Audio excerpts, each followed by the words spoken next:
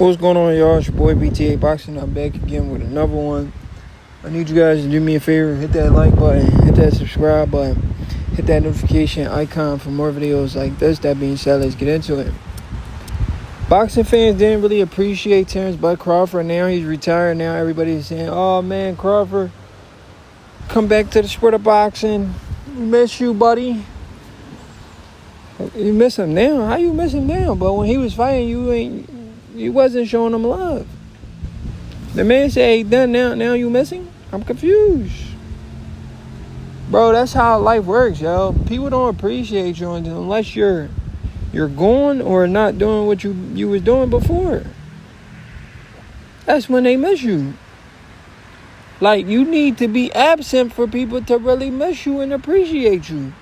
Because when you're so available, they take you for granted. We were watching a legend in the making in Terence Crawford, right in front of our eyes. And a lot of people didn't gravitate to that until it was too late, until he was at the end of his career.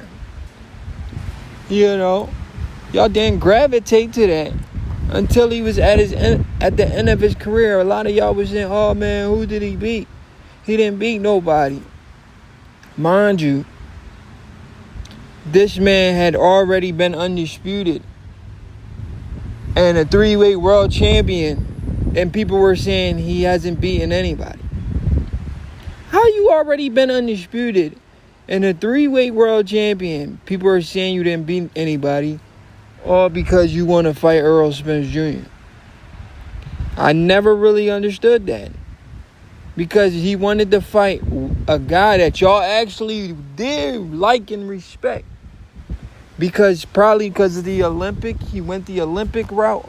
So y'all actually did like him and y'all respected him because y'all knew more of him because he went the Olympic route. And Crawford, he just, even though he was on his way to going the Olympic route, he got kicked out of the team for starting trouble. So it looked like he's a guy that just came out of nowhere because he didn't get to go to the Olympics and stuff like that. So he looked like a guy that just came out of nowhere because he wasn't really taking boxing too serious. He was trying to get money. He was outside in the streets. Whatever he was doing, I'm not going to speak on that.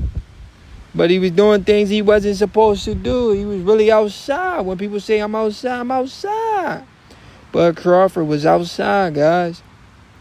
And he was doing things he wasn't supposed to do because I heard his dad was off to the military and he was just being raised by his mother.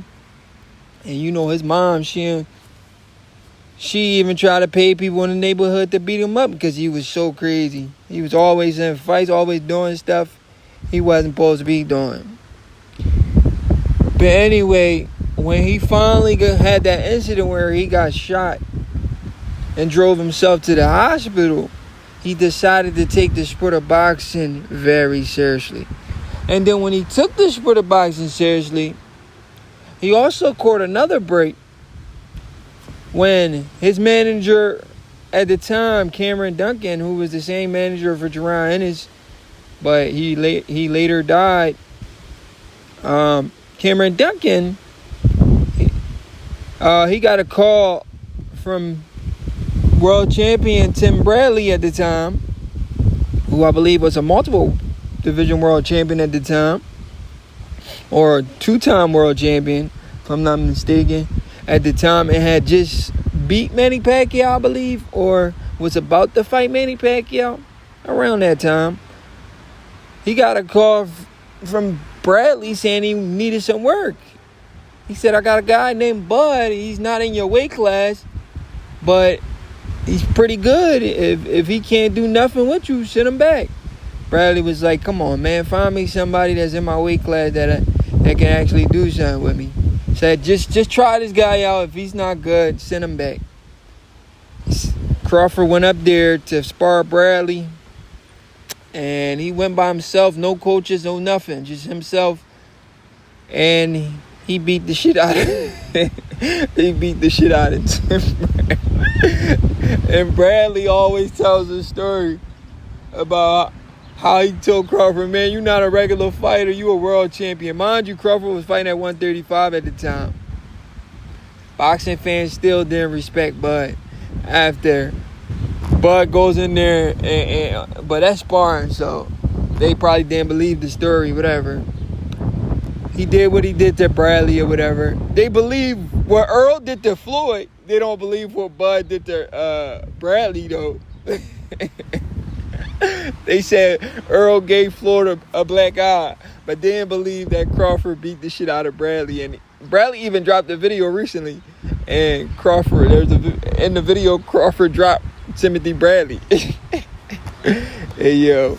And there's also videos of Crawford putting hands and feet on Carlos Adames, if you guys know who Carlos Adames is. But anyway, the man goes on to finally get Earl Spence in the ring by calling Earl Spence, and they both negotiating, getting that fight done. He goes in there and beat Earl Spence in a one-sided fight. And a lot of you guys are saying, oh, it's because of the snack, guys. Crawford only beat Earl because he's cheating. He's on snack. If it wasn't for snack, he would have never beat Earl Spence, guys. This is what you guys are saying. This is a guy who says even when he's sick, he refuses to take Tylenol.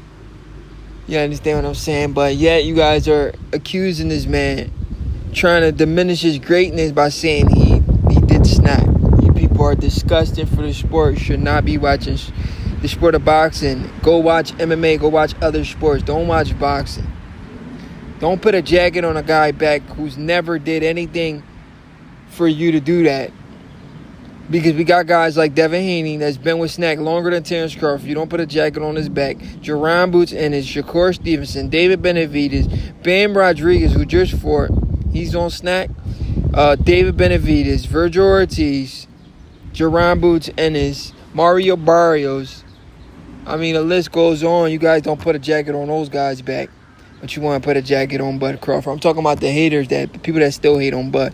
But the people that actually came to love Bud after he did what he did with Canelo Alvarez, they're missing the guy.